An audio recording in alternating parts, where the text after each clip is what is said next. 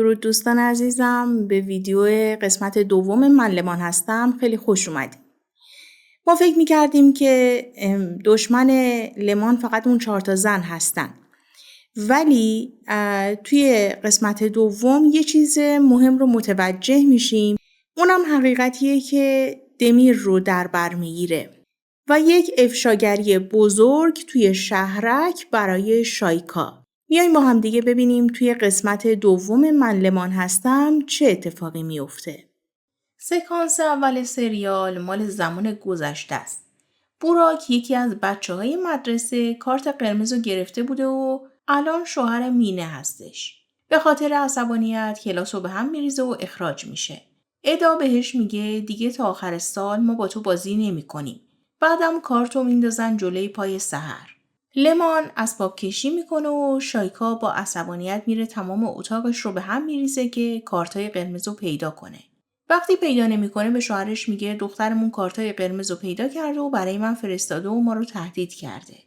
ادا کارتای قرمز رو که پیدا کرده بوده میاره به دوستاش نشون میده و میگه نمیدونم اینا چیه، ولی میتونم با اینا مامانم رو اذیت کنم. یه عالمه پرونده شکایتم داخلش بوده که اسم مادرامونم توش بوده.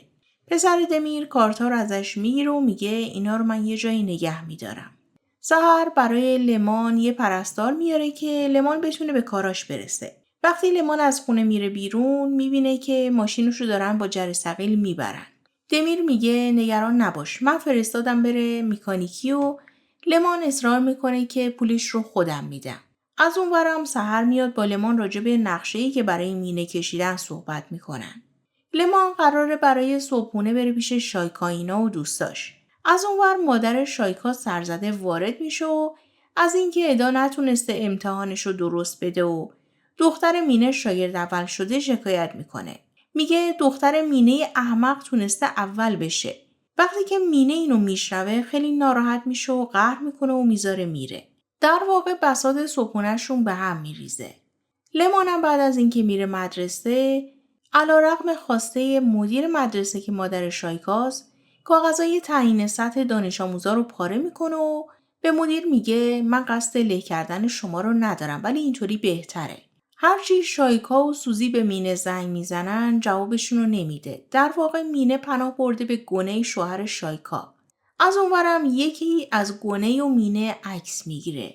موقعی که سوزی داره میره، شایکا بهش میگه این تراکتای تبلیغاتی من رو توی کافت پخش کن و سوزی میگه بهتره که این کارو نکنیم و منم خودم قاطی سیاست نکنم.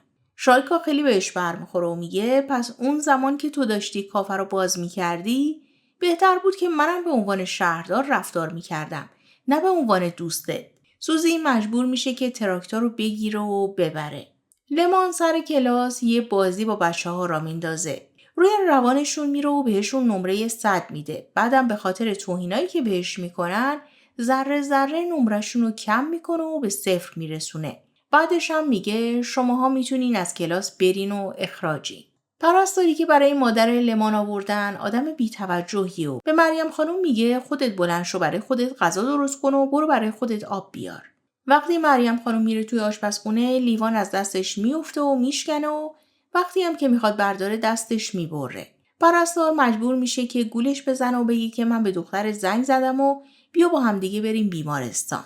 لمان سوزی و مینه و شایکا رو به خاطر بچه‌هاشون توی دفتر مدیر خواسته. اونجا شایکا با مادرش یکم بحثش میشه و بهش میگه من شهردار اینجا هستم. اگر این همه خدمات نمیرسوندم مردم اینجا الان باید توی ساحل گاواشون رو میچروندن. من اونا رو به تمدن رسوندمشون، براشون توریست آوردم، جیبشون رو پر از پول کردم. مزرعه و زمینشون رو 10 برابر کردم. همشهریای روستایی باید به جون من دعا بکنن. من از این شهرک متنفرم و فقط به خاطر دوستامه که اینجا موندم. لمان یکم معطل میکنه که شایکا حرفاش تموم بشه، بعد میره داخل.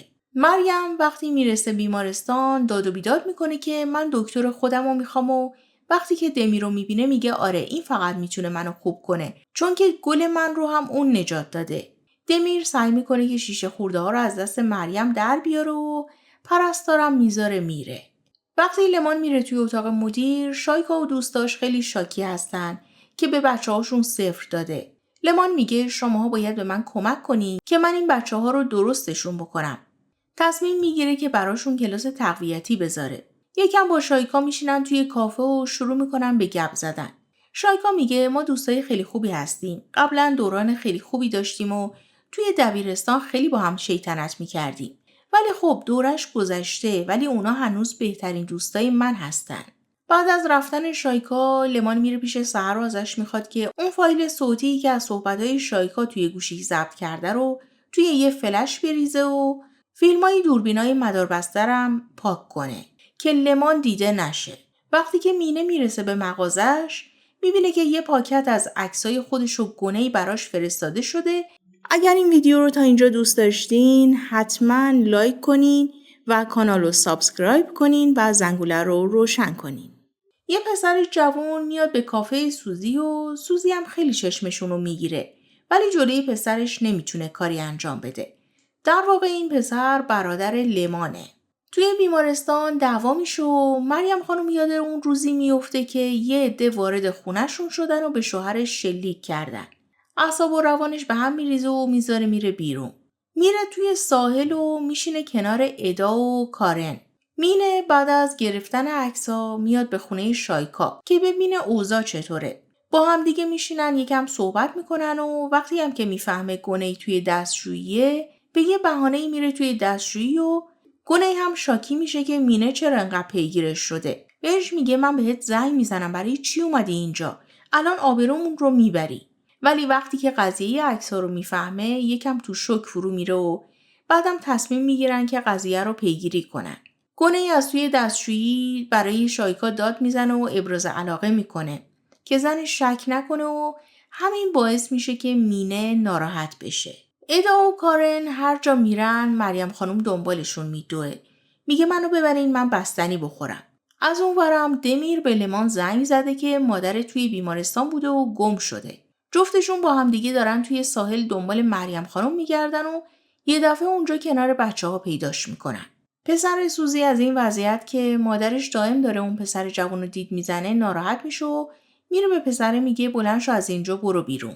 مریم خانم برای لمان تعریف میکنه که پرستارش چه بلاهایی سرش آورده و چی شده. لمان میاد از بچه‌ها تشکر میکنه و ادا و دوستش هم میگن به جایی تشکر کردن اون صفری که بهمون دادی رو بردار. یه موزیک توی کافه ساحلی پلی میشه و مریم شروع میکنه به رقصیدن. لمان میره جلوی مادرش رو میگیره که نرقصه و یادش میفته که زمانی که پدر مادرش داشتن با این آهنگ میرقصیدن اون آدما حمله کردن و پدرش رو کشتن. ادا و دوستش متوجه حساسیت‌های لمان به اون موزیک میشن. وقتی مینه وارد خونه خودش میشه میبینه که یه پاکت براش اومده که 24 ساعت وقت داری با این فلشی که برات فرستادیم آبروی شایکا رو ببری. وقتی که دمیر و لمان مریم خانم میرسونن خونه میبینن که برادر لمان اونجاست و لمان بعد از اینکه برادرش رو میبینه میخواد بره حال اون پرستاره رو جا بیاره. با دمیر میرن به خونه اون پرستار و لمان شروع میکنه به داد و بیداد کردن و آبروش رو جلوی همه میبره و میبینه سگی هم که اونجا هستش بی آب و غذا مونده. سگ رو بر میداره با خودش میاره که اون پرستار بیشتر از این موجودات دیگر رو زجر نده. بعدم قرار میشه با دمیر برن شام بخورن. گونه هم برای دخترش توی خونه شام درست کرده ولی شایکا سر قضیه کارتا دخترش رو سوال و جواب میکنه و وقتی که میبینه ادا قبول نمیکنه میزنه میز شام رو از هم میپاشه. گونه هم سعی میکنه که دخترش رو آروم کنه و بعدم به مینه پیام میده که اون عکس‌ها کار ادا نبوده. شوهر مینه غذا خریده آورده خونه و مینه حالا که فهمیده رابطش با گونه اون چیزی که فکر میکرده نبوده و مادر خوبی هم برای دخترش نبوده که حتی یه غذای ساده براش درست کنه میزنه زیر گریه و دخترش و شوهرش سعی میکنن که آرومش کنن. کارن سر میز شام از پدر بزرگش راجع به کارتای قرمز سوال میکنه و پدر بزرگش خیلی عصبانی میشه و میذاره میره. مادر بزرگش بهش میگه راجع به اون کارتای قرمز بهت میگم ولی دیگه توی این خونه یا با پدرت بحثش رو باز نمی کنی. لمان سعی میکنه سر شام از دمیر راجع به گذشته و این شهرک سوال کنه ولی دمیر میگه من نمیتونم حافظم رو راجع به این شهرک پاک کنم ولی میتونم نادیدش بگیرم. پس نه تو بپرس نه من جواب میدم. صبح کارن چیزی که از مادر بزرگش شنیده رو برای دوستاش تعریف میکنه که مادراشون دچار چه کارهایی شدن. بعدم مجبور میشن به کلاس تقویتی لمان برن. شایکا داره برای همایش انتخاباتی خودش آماده میشه و سعی داره که دوستاش هم لباسای شیکی بپوشن و آرایش خوبی داشته باشن. به مینه هم میگه برو از توی کمد لباسای من یه لباس خوب برای خودت انتخاب کن.